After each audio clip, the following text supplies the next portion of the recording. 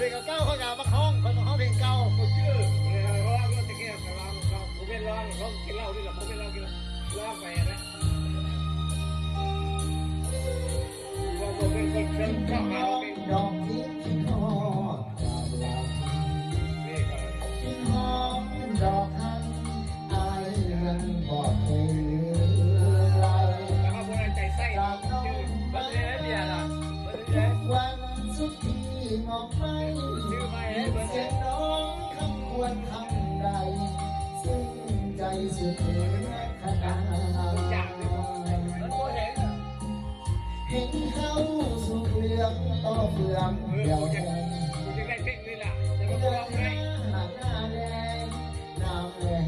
จากจิตดินนาดังเพลงเนี่ยจะมาผู้ใดล่ะชื่อผู้ใดคนจนคอยแฟนดังว่าบ่ได้เลี้ยวน้ำคำสัญญาคำที่ผ่านมาสองเท่าคืนคนละเชิดไว้คนละเชิดชื่อมาลองเลยชื่อใครกีดบานในวันสงกรานต์สาบานหากบ่ใน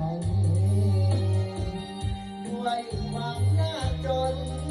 หน้ามนต์ให้แสนเต็มที่เข้าของทั้งท้องบ่มีอายมีสุดที่น้อยใจดอกทั้งของคอยไปลอยมองบนคิดสงสารโดนยามจนขาดคนเห็นใจจงให้เวลาไอ้หาเงินทองของใจคิดถึงสู้ผู้เป็นดวงใจ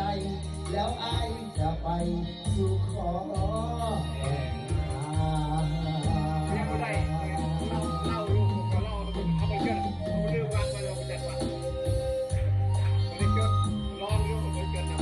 ร้อยวิลเศษห้องมีใครเพลงนี้นึงเพลงนี้ก็ใต้มาจันเขาพักเก็บของเขาเป็นงัวเขาเนี่ยก็ตาในจันแม่ร้องเพลงนี้นะหอมดอกจำปามาลาใครที่บ้านในวันสงกรานต์สาบานหากบ่ในด้วยความยากจนหน้ามนต์ให้แสนเต็มที่เข้าของทองบ่มีอายมีสิทธิน้อยใจดอกฮักของคอยไปลอยมองบนคิดสง